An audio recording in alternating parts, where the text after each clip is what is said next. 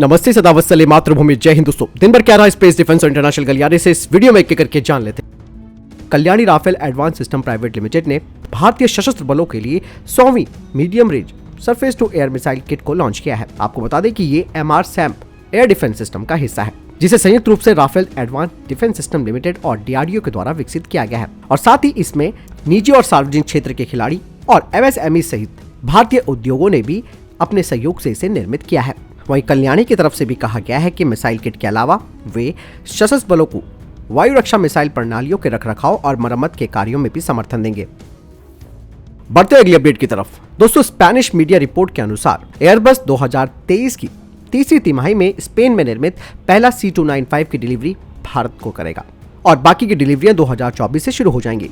C295 आपको मालूम है कि इसके शुरुआती जो 16 यूनिट्स हैं वो सीधा स्पेन से आएंगी और ये सभी जो 16 यूनिटें हैं C295 की 2025 तक भारत पहुंच जाएंगी। उसके बाद जो बाकी के C295 एयरक्राफ्ट हैं उन्हें भारत में तैयार किया जाएगा, जैसे कि टाटा एयरबस सुविधा में तैयार किया जाएगा। और ये जो 16 C295M भारत को मिलेंगे, इनके भारत आने के बाद इन पर भारतीय वायुसेना की आवश्यकताओं के हिसाब से इनमें कुछ परिवर्तन भी किए जाएंगे।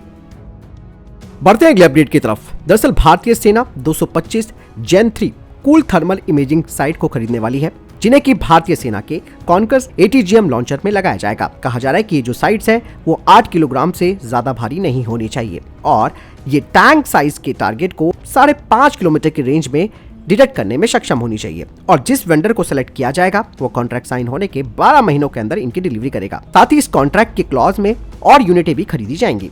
बढ़ते अगले अपडेट की तरफ। उत्तर प्रदेश सरकार की एक डेलीगेशन ने अमेरिकन एयरक्राफ्ट मैन्युफैक्चरर सिरोस्की के मेन प्लांट जो कि USA में है उसका दौरा किया। दरअसल सिरोस्की की तरफ से ये मीटिंग आयोजित की गई है, जिनमें कि भारत के निर्माताओं को भी बुलाया गया है। वहीं आपको बता दें कि टाटा ग्रुप लॉकहीड मार्टिन से बातचीत कर रहा है ताकि सिरोस्की S-76 हेलीकॉप्टर्स को भारत में बनाया जा सके।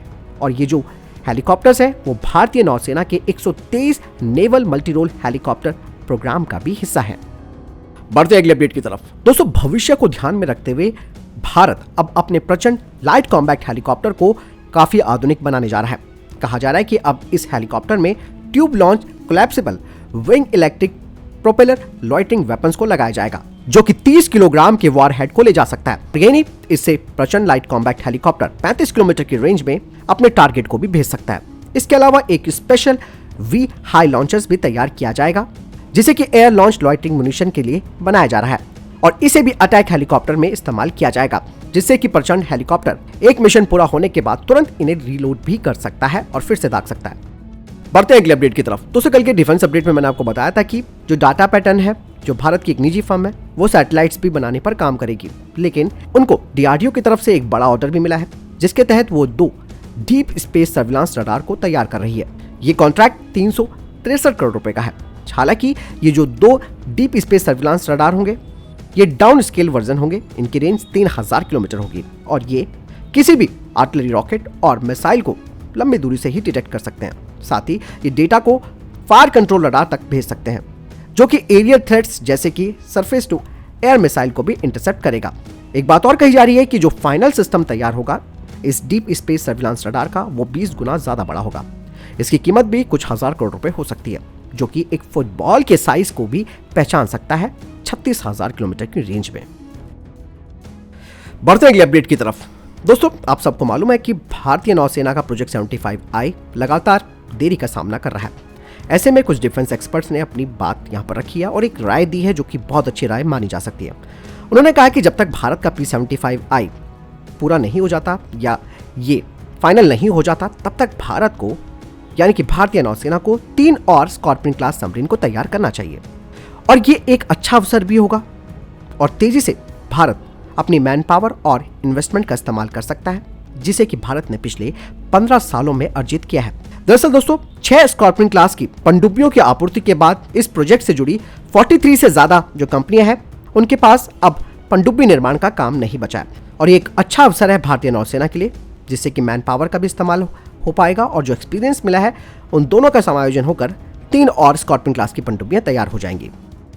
बढ़ते अगली अपडेट की तरफ। दोस्तों, अर्जेंटीना के राष्ट्रपति एल्बेर्टो फर्नांडीज ने कहा कि अर्जेंटीना को पहले अपने घरेलू स्रोतों को मजबूत करना है और उसके बाद ही वो फिर मिलिट्री एयरक्राफ्ट को खरीदेगी, यानी कि साफ तौर पर अर्जेंटीना के पास इतना पैसा नहीं है कि वो अब एयरक्राफ्ट खरीद सकती है। अर्जेंटीना के राष्ट्रपति ने कहा कि उनका देश तुरंत कोई मिलिट्री एयरक्राफ्ट नहीं खरीदेगा। हैरान कर देने वाली बात यह है कि दोस्तों अर्जेंटीना के रक्षा मंत्रालय के जो डेलीगेशंस थे उन्होंने सभी ऑफर्स जो उन्हें मिले थे उनका मूल्यांकन भी किया था, लेकिन अब वो इस सौदे से अपने हाथ वापस खींच रहे हैं। ये घोषणा इस बात की ओर इशारा करती है कि ये फाइटर जेट का जो टेंडर है अर्जेंटीना का वो रुक गया है। इसके अलावा अर्जेंटीना के कई डिफेंस एक्सपर्ट्स हैं, उनका भी कहना है कि फाइटर जेट्स का ये जो अधिग्रहण है वो कैंसिल हो चुका है। साथ ही अर्जेंटीना की सेना में जो भी आधुनिकीकरण होना था उसके लिए जो प्रोग्राम भी चलाए जा रहे थे वो सब कैंसिल हो चुके हैं। बढ़ते अगली अपडेट की तरफ दोस्तों, भारत और चाइना के बीच में फेस ऑफ हुआ था जो कि तवांग सेक्टर में हुआ था। ऐसे में अब रक्षा मंत्री राजनाथ सिंह ने एक बड़ा बयान दिया। उन्होंने कहा कि तवांग क्षेत्र में भारतीय और चीनी सेनाओं के बीच जो झड़प हुई थी, यानी कि इन गोलगप्पों के साथ जो शेरों की लड़ाई हुई थी, उसमें हमारे सशस्त्र बल बिल्कुल सुरक्षित है और किसी को गंभीर चोट भी नहीं आई है और कोई सैनिक हताहत नहीं हुआ है। इस बारे में खुद रक्षा मंत्री ने लोकसभा में जानकारी दी। रक्षा मंत्री ने कहा कि चीनी सैनिकों ने इस महीने की 9 तारीख को यांगसी क्षेत्र में LAC पर अतिक्रमण किया और उसे भारतीय सेना ने विफल कर दिया और ये जो झड़प थी वो हाथापाई में बदल गई, जिसका हमारे सैनिकों ने बहादुरी से मुकाबला किया और चीनी सैनिकों को भारतीय क्षेत्र में आने से रोकते हुए उन्हें अपनी चौकियों पर जाने के लिए मजबूर कर दिया। साथ ही उन्होंने कहा कि इस फेस ऑफ के बाद स्थानीय कमांडरों की फ्लैग मीटिंग भी हुई, जिसमें यह कहा गया कि चीनी पक्ष को इस तरीके की कार्रवाई से बचना चाहिए और सीमा पर शांति बनाए रखनी चाहिए। रक्षा मंत्री राजनाथ सिंह ने कहा कि भारतीय सेनाएं देश की भौगोलिक अखंडता की रक्षा के लिए प्रतिबद्ध है और ऐसी किसी भी कोशिश को वो विफल करती रहेंगी। वहीं दूसरी तरफ चाइना की सीनाजोरी भी सामने आई। चीन की तरफ से भी दोस्तों बयान आया। चीन ने कहा कि भारत से लगती सीमा पर जो स्थिति है वो स्थिर है।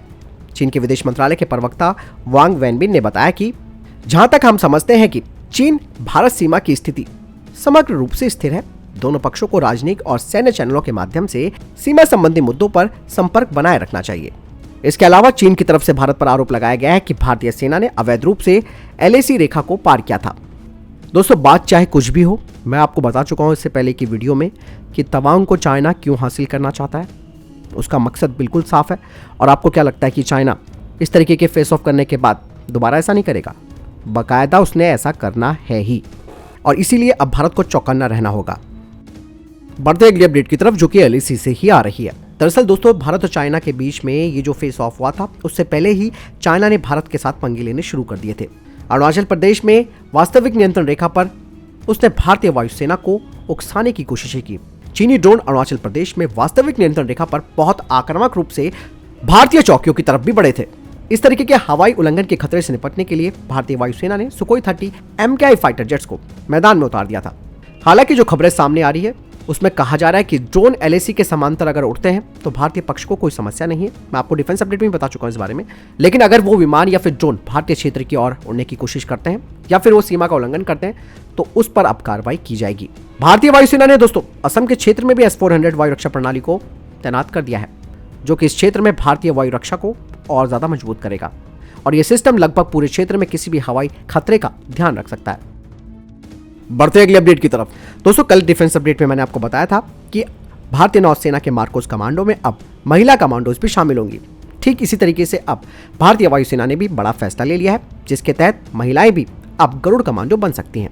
दरअसल भारतीय वायुसेना ने महिला अधिकारियों को अपनी special force unit Garud commando बल में शामिल होने की अनुमति दे दी है। वायुसेना के इस फैसले के पीछे जो मुख्य उद्देश्य है वो है एयरफोर्स में लैंगिक समानता को बढ़ावा देना। फोर्स में शामिल होने के लिए महिलाओं को एयरफोर्स के जो मानदंड है उन्हें पूरा करना होगा। वहीं भारतीय वायुसेना की तरफ से यह भी कहा जा रहा है कि एलिट विंग में महिलाओं को शामिल करने का फैसला पिछले साल किया गया था, लेकिन जानकारी अब आई है सामने। बढ़ते अगली अपडेट की तरफ, रक्षा मंत्रालय ने 3 डेयर टू ड्रीम प्रतियोगिताओं के लिए 52 व्यक्तियों और 34 स्टार्टअप का चयन किया। इनके जरिए पिछले 3 साल में 5,637 आवेदन मिले थे। प्रतियोगिता में विजेता स्टार्टअप को 7 परियोजनाओं की जिम्मेदारी दी गई है। इसका उद्देश्य डिफेंस और एरोनॉटिक्स के क्षेत्र में इनोवेशन के लिए व्यक्तियों और स्टार्टअप्स को बढ़ावा देना है। रक्षा राज्य मंत्री अजय भट्ट ने कहा कि DRDO 2019 से हर साल डेयर टू ड्रीम प्रतियोगिता का आयोजन कर रहा है। बढ़ते अगली अपडेट की तरफ दोस्तों, सूचना और प्रसारण मंत्रालय ने पाकिस्तान स्थित OTT प्लेटफॉर्म विडली टीवी और 4 सोशल मीडिया खातों को ब्लॉक कर दिया है। पाकिस्तान स्थित वेबसाइट और 2 मोबाइल एप्लीकेशन भी ब्लॉक किए गए हैं। रक्षा मंत्रालय ने कहा कि OTT प्लेटफॉर्म ने हाल ही में सेवक द कन्फेशंस नाम की एक वेब सीरीज जारी की थी, जिसे भारत की राष्ट्रीय सुरक्षा, संप्रभुता और अखंडता का विरोधी पाया गया था। हालांकि इस बात का संदेह पहले से ही था कि ये जो वेब सीरीज है वो पाकिस्तानी सूचना संचालन तंत्र का हिस्सा है और वहां से प्रायोजित की गई है। इस वेब सीरीज ने संवेदनशील ऐतिहासिक घटनाओं और राष्ट्रीय महत्व के विषयों पर भारत विरोधी कहानी को चित्रित किया है। बढ़ते अगली अपडेट की तरफ। विदेश मंत्री डॉक्टर सुब्रमण्यम स्वामी ने कहा कि भारत और संयुक्त अरब अमीरात के बीच संबंध सकारात्मक रूप से आगे बढ़ रहे हैं। आपको बता दें कि अबू धाबी में इंडियन ग्लोबल फोरम में उन्होंने कहा कि भारत संयुक्त अरब अमीरात के बीच सहयोग काफी महत्वपूर्ण है। एस जयशंकर जी ने बताया कि व्यापक आर्थिक भागीदारी समझौते से दोनों देशों के बीच संबंध और ज्यादा मजबूत हुए। साथ ही दोनों देशों के संबंध पुराने भी हैं, लेकिन 2016 के बाद ये संबंध और ज्यादा मजबूत हुए। तो फिलहाल के लिए ये थे अभी तक के टॉप डिफेंस अपडेट्स। वीडियो के सामने कोई प्रश्न जवाब है, आपका कोई सवाल है, कमेंट सेक्शन में लिखकर जरूर पूछ सकते हैं। दोस्तों, अगर वीडियो की नोटिफिकेशन आपको नहीं मिल रही है तो आप डायरेक्टली यूट्यूब पर सर्च कर सकते हैं टेक्निकल अस्त्रा, तो आपको डिफेंस अपडेट्स डेली की मिल जाएंगी, क्योंकि कई लोगों को समस्याएं हो रही हैं कि उनके पास डिफेंस अपडेट्स नहीं पहुंच रही हैं। फिलहाल के लिए ये थी अभी तक की जानकारी। मिलता हूं नई जानकारी के साथ। ख्याल रखिएगा अपना। जय हिंद, वंदे मातरम।